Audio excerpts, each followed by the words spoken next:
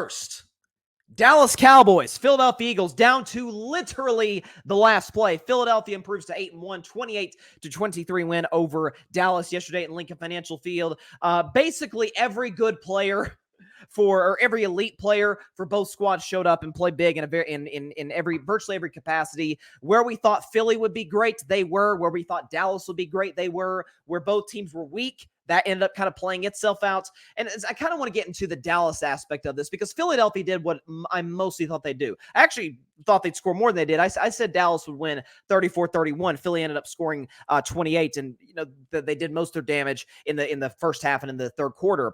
But I thought what was interesting about Dallas. So I said coming in, I said, this is one of those games where I said back in week 5, everybody's like, oh, Dak has to play well against San Francisco. I said, no, he doesn't. They make virtually every quarterback they play look bad. And let's not act like Dak is a bum if he doesn't play well against them. He didn't play well against them. Everybody freaked out ever since he's played awesome. But I said, now, if Dak plays poorly against Philly, yeah, I'm gonna give him some heat on Monday's show because A, Dak owns Philly. B, Philadelphia's pass defense, as we saw yesterday, and frankly, as we've seen all season, is terrible. Bottom 10 in the NFL.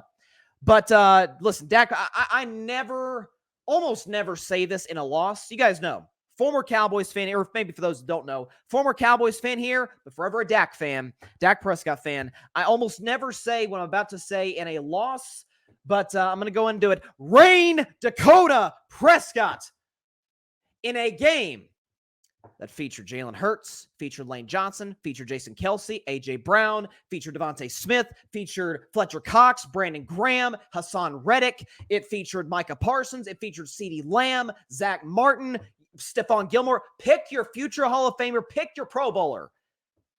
And it was Dak Prescott who's the best player on that football field yesterday. And to argue otherwise is intellectually dishonest.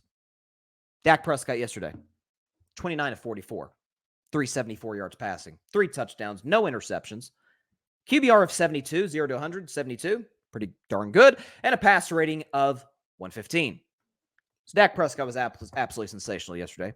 And I don't know, listen, if there's any, sort of my overarching takeaway from the Cowboys is, if you had any doubts about whether they can compete or even beat the top teams in the NFC, the beat part, we're going to have to set that aside for now because that's to be determined. Because Dallas, if you look at their next 3 games, they're against some either bad teams or mediocre teams. They play the Giants and Carolina the next 2. Both teams are awful. And they play the Commanders on Thanksgiving. Commanders are frisky, the potential playoff team. But Dallas is absolutely better than they should take care of business from there. So the whole beating good teams, we're going to have to put that aside because Dallas hasn't beaten an elite team yet.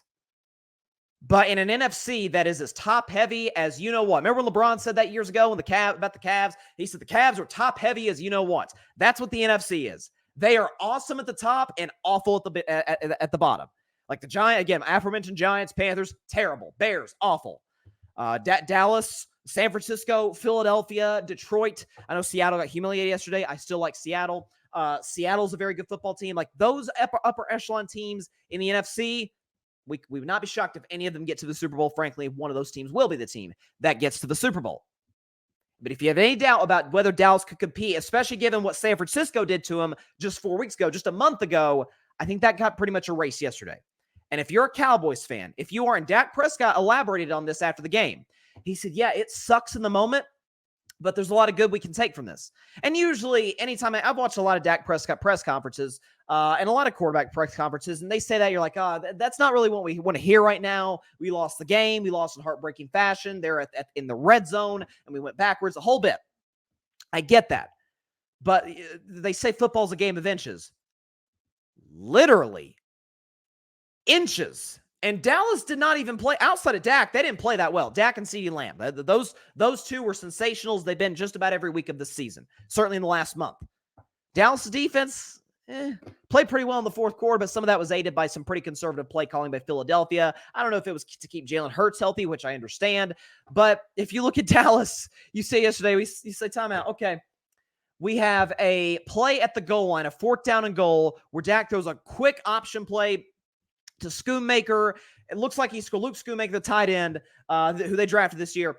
Looks like he breaks the plane to score. Turns out they show the replay. He catches the pass, but his knee's down, and the ball is literally a half inch, not that close, but a half inch, it feels like, from the end zone and from the Cowboys getting at least 6 points in that drive. And then you have later on, Dak throws a touchdown to something called Jalen Tolbert, and he steps out of bounds of a 2-point conversion when it initially looked like he had scored. So that's minimum 8 points that the Cowboys left on the scoreboard yesterday, which ended up, of course, being a huge difference. But if you're Dallas, you're like, okay, Dak can go toe-to-toe with the best in the NFC. That's clear. I mean, we knew that already, but I think yesterday it became pretty evident. CeeDee Lamb is, and I'm ready to say this, folks, I was skeptical about CeeDee Lamb going into last season. By now, a year and a half later, that's a top 5 receiver in the NFL. This week, Pro Football Focus's highest graded receiver in the NFL was CeeDee Lamb. The only guys that take over CeeDee are probably Tyreek Hill, A.J. Brown, and Justin Jefferson. Definitively those three. Then you start to get into discussion about Devontae Adams, Stephon Diggs, a lot of other guys you could consider. CeeDee Lamb is 100% in that category. His ability as a route runner, his catch radius, he's faster than sometimes you may give him credit for. He's good at making plays after the catch. So CeeDee's that guy. But if you're Dallas, you're like, okay, elite quarterback at the other side, elite offensive line. I mean, we held them to 100 rushing yards. That's good if you're Philadelphia, but the same breath, you're like, they didn't run wild on us. Fourth quarter, we shut them out. As far as the Cowboys offense is concerned, okay, they couldn't stop CeeDee Lamb. Frankly, not many people can, if we're being honest. Sure, we held Brandon Cooks in check, but because Dak is that type of quarterback, he got guys like Jalen Tolbert. Who's Jalen Tolbert? Jalen Tolbert would be a 3 in New England, a number 3 receiver in New England. Let's be honest. Jake Ferguson, fine tight end, nothing special. Dak made him look good. Okay, that is a positive as well. A couple inches, and we get 6 in the red zone on a touchdown. By the way, Philadelphia fumbled not once, not twice, but 3 times, recovered all of them. So you're like, okay, eventually one of those plays is going to go to us. Jalen's going to throw a pick, whether it's in week 14 or whether it's in a potential playoff matchup, or Jalen's going to fumble because Jalen has had the turnover bug this year and throughout most of his career outside of last season. I think for Dallas today, you're like literally a couple inches, and we're 6-2, leading the division. And I got good news, Cowboys fans. Great news. A lot of folks I've seen today, and some of these TV shows are saying, oh man, it's going to be almost impossible for Dallas to come back. Now, oh, no, it's not. If the goal is to win the NFC East, oh, Dallas is very much still in it. You look at the standings, you're like, hey, Bryson, Philadelphia is 8-1. Dallas is 5-3. The math, Dallas does not control their own destiny. Correct. But the good news is, I mentioned, Dallas plays the next 3 weeks. They play the New York Giants on Sunday. And by the way, today, as we sit here on Monday, November the 6th, the Cowboys are 16.5-point favorites against the Giants. My guess is they'll win. They've got at the Carolina Panthers, who have a single solitary win on this season. They play the Commanders on Thanksgiving. They should win that game. They should expose Washington's terrible offensive line. Then you got Seattle at home. That's a tough one. I know we saw Seattle yesterday. Talk about them later in the show. But Seattle's still a very good football team at home, meaning Dallas. That's going to be a tough one. Then you have Philly on Sunday Night Football. Meanwhile, Philadelphia at Kansas City in 2 weeks. Both them and the Chiefs are on a bye. Then they got the Bills. They should win that game. San Francisco, that's no slouch game. Then Dallas. Look, if Philadelphia goes 3-0 in those games, I think they'll beat Buffalo. I wouldn't be shocked if they beat San Francisco or frankly even Kansas City, although Arrowhead's a really tough place to play. If Philadelphia goes 3-0 in that stretch, then Dallas's goose is probably cooked. Because after Philadelphia plays Dallas, then they have Seattle, which is tough. Then they finish with Giants, Cardinals, Giants. They're going to win those 3 games in all likelihood, assuming they're healthy. But if you're Dallas, I think your head should be about as high as it could possibly be. Mike McCarthy called a good game. Yes, was there the sack at the end in the red zone? Was there the penalties at the end of the red zone? Sure. But Terrence Steele, save for yesterday when he was abused all day by Montez Sweat, has been a pretty good right tackle in his career. He had a bad day yesterday. Pro Football Focus gave him a grade of 15, 0 to 100, 15. I think we all know by test scores isn't very good. He gave up 4 sacks on the day. That's not going to work. You have to anticipate Terrence Steele as a potential Pro Bowl level player will be much better. Our right tackle didn't play well. We had no running game to speak of, which, by the way, probably won't be the case given how good Philly's run defense is. Dallas, too, props to McCarthy. He had the right game plan.